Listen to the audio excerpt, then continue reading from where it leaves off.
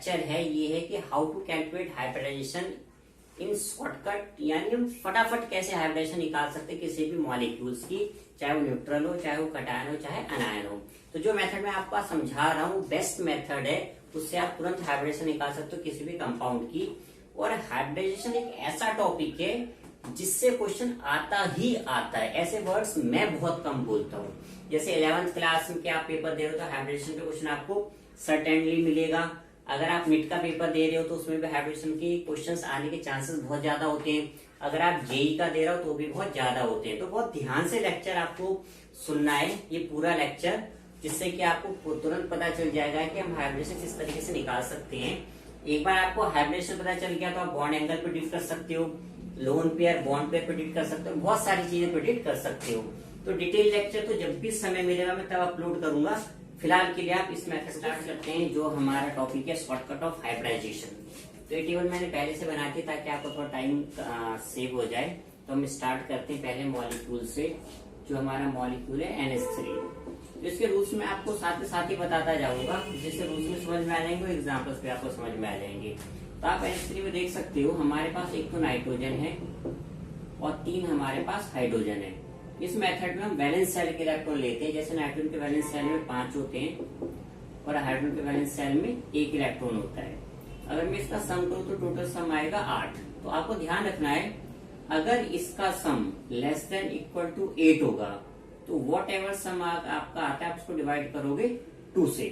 तो जैसे मैं इसको 2 से डिवाइड करूंगा तो आप देख सकते हो ये कितना आएगा, 4 आएगा। तो 4 आप इस टेबल में देखोगे कि कहाँ पे लाई कर रहा है। तो 4 पे कौन सी हाइब्रिडेशन है आपकी, sp3 है। यानी इस मॉलिक्यूल की हाइब्रिडेशन हो जाएगी sp3, यानी इसकी NH3 की हाइब्रिडेशन होगी sp3। अब हम सेकंड मॉलिक्यूल ले लेते हैं। जैसे सेकंड मॉलिक्यूल हमारे पास हो गया H2O। अगेन यहाँ पे हमारे पास 2 तो हाइड्रोजन हो गए और एक हमारे पास ऑक्सीजन हो गया। तो हाइड्रोजन के वैलेंस सेल में 1 होता है, ऑक्सीजन के वैलेंस सेल में 6 होता है। टोटल इलेक्ट्रॉन आपके पास अगेन 8 हो गया। तो मैंने आपको बताया था कि सम 8 या 8 से लेस देन होगा। तो अगेन हम डिवाइड करेंगे 2 से, तो ये इज इक्वल टू आ जाएगा 4। तो 4 का मतलब इसकी पे हाइब्रिडेशन क्या हो जाएगी, sp3 हो जाएगी। यानी जो हमारे पास NH3 और H2 है दोनों की हाइब्रिडेशन क्या होगी, हमारे पास sp3 होगी। थर्ड मॉलिक्यूल ले लेते हैं हम BeCl2। अगेन यहाँ पे हमारे पास बेरिलियम और 2 क्लोराइड आयन है। तो ये बेरिलियम हो गया, 2 हमारे पास हो गए क्लोरीन। तो बेरिलियम के वैलेंस सेल में 2 होते हैं और क्लोरीन के वैलेंस सेल में 7 होते हैं। तो ये हमारे पास आएगा 2 + 14 = 16। अब आपको याद रखना है, अगर इसका सम ग्रेटर देन 8 होगा तो आप इसको डिवाइड करना है आपको 8 से। आपको ये ध्यान रखना है, 8 से अगर कम हो तो डिवाइड करोगे 2 से, अगर 8 से ज्यादा हो तो डिवाइड करोगे 8 से। जब आप इसको कैंसिल आउट करोगे तो इज इक्वल टू आ जाएगा 2। तो 2 का मतलब हाइब्रिडेशन क्या हो गई इसकी, sp हाइब्रिडेशन हो गई। तो यहाँ पे लिख देता हूं मैं, इसकी हाइब्रिडेशन हो गई sp हाइब्रिडेशन। तो बहुत इजी ट्रिक्स है हाइब्रिडेशन निकालने की। हाइब्रिडेशन पता चली तो आप बहुत सारे पैरामीटर भी निकाल सकते हो। जैसे बॉन्ड एंगल आपको पता चल जाएगा, लोन पेयर, बॉन्ड पेयर, बहुत सारे आपको इसके थ्रू हिंट मिल जाते हैं। नेक्स्ट देखो फोर्थ हम ले लेते हैं, नेक्स्ट ले लेते हैं BF3। आप देखो इसमें हमारे पास एक बोरोन हो गया और 3 हमारे पास फ्लोरीन हो गए। तो बोरोन के वैलेंस सेल में 3 इलेक्ट्रॉन होते हैं और फ्लोरीन के वैलेंस सेल में 7 इलेक्ट्रॉन होते हैं। तो टोटल हो गया 3 + 21 = 24। तो आपको मैं बता चुका हूं कि अगर इनका सम ग्रेटर देन 8 हो तो हम इसको डिवाइड करेंगे 8 से, ये इज इक्वल टू आएगा 3। अब आप 3 का मतलब देखो, इसकी हाइब्रिडेशन क्या होगी, sp2। यानी ये जो मेरा मॉलिक्यूल है BF3, इसकी हाइब्रिडेशन हो जाएगी sp2। अब हम नेक्स्ट मॉलिक्यूल पे आते हैं जो कि हमारा है CH4। आप देख सकते हो इसमें हमारे पास 1 कार्बन है और 4 हाइड्रोजन है। कार्बन के वैलेंस सेल में 4 होते हैं, हाइड्रोजन के वैलेंस सेल में 1 होते हैं। अगर इनका सम क्या हो जाए 8, तो अभी मैंने बताया सेम, अगर 8 या लेस देन 8 हो तो डिवाइड करेंगे हम 2 से, यानी ये आ गया 4, और 4 का मतलब हमारी CH4 की हाइब्रिडेशन हो जाएगी sp3। अब CH4 के बाद नेक्स्ट आते हैं 6th नंबर पे। 6 हम ले लेते हैं PCl5। तो PCl5 में आप देखो हमारे पास एक फॉस्फोरस है और 5 क्लोरीन है, तो हो जाएगा फॉस्फोरस प्लस 5 इंटू हमारे पास Cl है। अगेन फॉस्फोरस नाइट्रोजन फैमिली का, तो वैलेंस सेल में 5 होते हैं और क्लोरीन के वैलेंस सेल में 7 होते हैं, तो आ जाएगा 5 प्लस 35, टोटल हो गया 40। तो अगेन 8 से ग्रेटर देन है, तो आप इसको डिवाइड करोगे, आप 40 को डिवाइड करो 8 से, तो ये 5 आ जाएगा। अब आप टेबल में देखो 5 किसको रिप्रेजेंट कर रहा है, sp3d को रिप्रेजेंट कर रहा है, यानी PCl5 की जो हाइब्रिडेशन होगी हो जाएगी sp3d हो जाएगी। इसके बाद नेक्स्ट हम आते हैं 7th SF6। अगेन यहाँ पे एक सल्फर और 6 फ्लोरीन हमारे पास, तो हो जाएगा sulphur and 6 into fluorine. Sulphur के वैलेंस सेल में 6 होते हैं, फ्लोरीन के 7, तो 6 plus 42 is equal to 48। Again greater than 8 है, तो आप डिवाइड करो 8 से, ये 6 आ जाएगा। 6 अगेन टेबल में मैच करो, 6 इसको रिप्रेजेंट कर रहा है sp3d2 को, तो SF6 की हाइब्रिडेशन हो जाएगी sp3। हमने जो बात करी, हमने न्यूट्रल आइटम्स की बात करी, अब हम बात करते हैं कटायन और एनायन की हाइब्रिडेशन कैसे निकाली जाती है। जैसे सबसे पहले ले लेते हैं कटायन, ले लेते हैं, मान लो हमारे पास है NH4 पॉजिटिव, तो मेथड बिल्कुल सेम है। हमारे पास एक नाइट्रोजन है, 4 हाइड्रोजन है।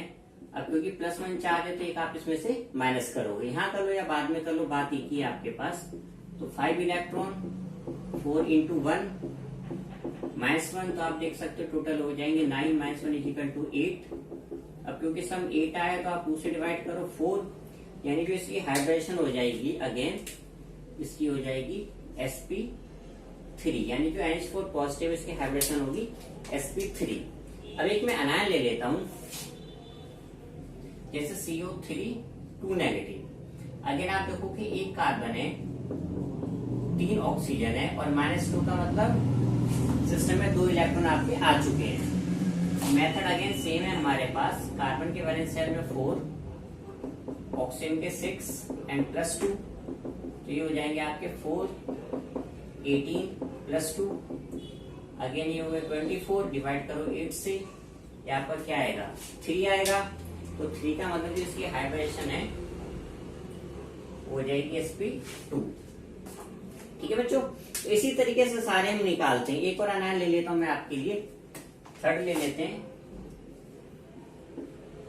SO4 2 negative. अब आप देखो इसमें एक सल्फर है, 4 ऑक्सीजन है, अगेन -2 है, तो चार्ज आ जाएगा +2।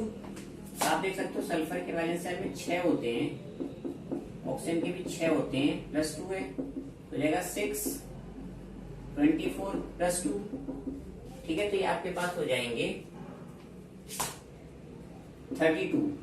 तो 32 को आप डिवाइड करोगे 8 से, तो हमारे पास आ जाएगा 4। तो 4 का मतलब इसकी हाइब्रिडेशन हो जाएगी हमारे पास sp3। तो बेटा बहुत इजी है हाइब्रिडेशन निकालना। ये क्वेश्चन सर्टेनली आता है, चाहे नीट का पेपर हो, चाहे जेई का पेपर हो, चाहे आपको 11th का पेपर हो। तो जो हाइब्रिडेशन एक बहुत फेवरेट टॉपिक है टीचरों का क्वेश्चन पूछने के लिए। तो सिर्फ हाइब्रिडेशन पूछ रखिए, तो आप इस मेथड से आराम से निकाल लो। और मैंने ज्यादातर केस देखा है सिर्फ हाइब्रिडेशन ले लेते हैं। जैसे SO2 है, इसमें थोड़ा वेरिएशन है, जैसे सल्फर है और 2 हमारे पास ऑक्सीजन है। सल्फर के वैलेंस शेल में 6 और ऑक्सीजन के भी 6 होते हैं, तो हो जाएगा 6 + 12, ये आपके आ गए 18। अगेन सम हमारा ग्रेटर देन 8 है, तो हम क्या करेंगे, सबसे पहले 18 को डिवाइड करेंगे 8 से, बट आप लोग पूरा नहीं जाएगा। 18 2 जा 16, रिमाइंडर कितना बचा हमारे पास 2 बचा। ठीक है, मैं दोबारा रिपीट कर देता हूँ, 8 2 जा 16। ठीक है, 8 2 जा 16, तो 18 में से 16 का रिमाइंडर कितना बचा हमारे पास 2 बचा है। अब आप इस रिमाइंडर को इंडिपेंडेंट लोगे, ये लेस देन 8 है, तो हम इसको डिवाइड करेंगे 2 से, तो ये आ गया 1। तो यहाँ पे कितना आ गया था 2, यहाँ पे क्या आ गया था 1, इसका सम कितना हो गया 3, तो 3 का मतलब ये हो जाएगा sp2। इस तरीके से इसको डील करना अगर आपका फ्रैक्शन आता है तो। ठीक है। तो अगेन मैं कहता हूँ जैसे 18 को हमने 8 से डिवाइड करा, 8 2 जा 16, रिमाइंडर कितना बचा, 2 बचा, लेस देन 8 है इसलिए इसे 2 से डिवाइड किया है, 2 1 जा 2 और 2 + 1 कितना हो गया 3। अगर मान लो यहाँ पे 1 बचता तो हम सीधे ले लेते, इसको फिर हमें डिवाइड करने की जरूरत नहीं पड़ती। अगर मान लो यहाँ पे 3 होता तो 2 1 जा 2, तो फिर यहाँ पे रिमाइंडर क्या बचता 1, तो हो जाता है 2 + 1 + 1। इस तरीके से हम फ्रैक्शन को डील करते हैं। कोई कंफ्यूजन हो किसी के अंदर तो आप कमेंट बॉक्स में लिख देना, या मैं अपना ईमेल आईडी हमेशा प्रोवाइड कर रहा हूँ उस पर कर देना, मुझे व्हाट्सअप कर देना, तो मैं आपकी प्रॉब्लम सॉर्ट आउट कर दूंगा। इस मेथड में कोई प्रॉब्लम प्रैक्टिस करनी है, मैं एक बार बोल देता हूँ, कई बार पढ़ने में नहीं आता। तो ये है SiCl6 2 negative, BF4 negative, HCO3 negative, NO3 negative,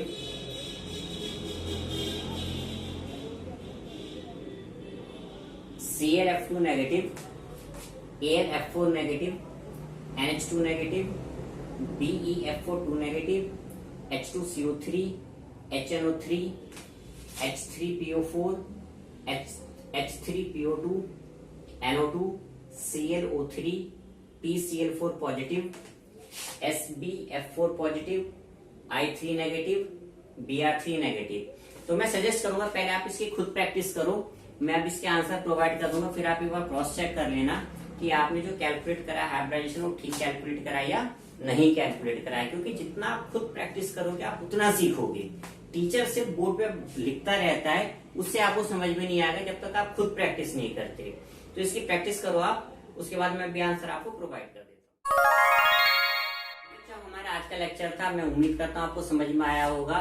तो चैनल को सब्सक्राइब जरूर कर लेना, बेल बटन दबा लेना और अपने फ्रेंड के साथ भी शेयर करना ताकि वो भी इसका बेनिफिट ले सके।